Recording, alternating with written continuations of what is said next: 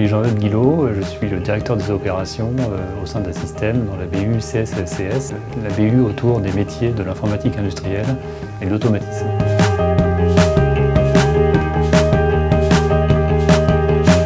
Effectivement, le numérique contribue à bouleverser les schémas établis, en particulier l'industrie du bâtiment, au travers de ce concept de smart building. On peut citer dans les phases de conception et de réalisation la maquette numérique ou BIM, également dans les phases d'exploitation.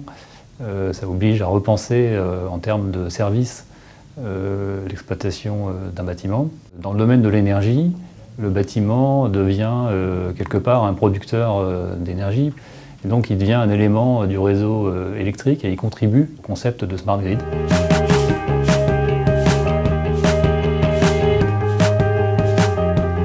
Je parlerai plutôt de réinvention que de rupture, parce qu'il n'y a pas vraiment de rupture technologique en la matière, mais plutôt des compétences élargies dont on a besoin. Alors la première qu'on a déjà citée, c'est celle du BIM ou de la maquette numérique pour les bureaux d'études ou les ingénieries.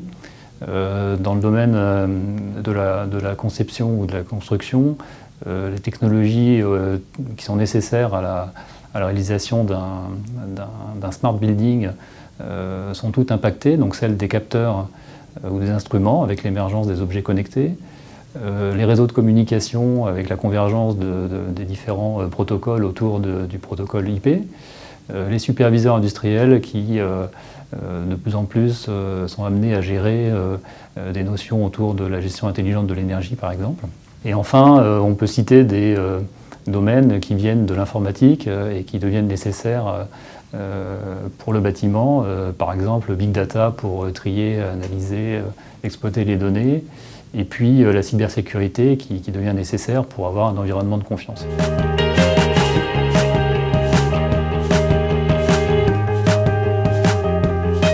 Il est certain que le parc existant n'a pas nécessairement été conçu pour être smart. Néanmoins, sur le plan purement technique, on peut toujours remédier à cela, puisqu'on saura toujours rendre un bâtiment intelligent en déployant les technologies nécessaires. Il est certain que les challenges pour les acteurs de la filière sont surtout en termes de définition du projet et des services attendus.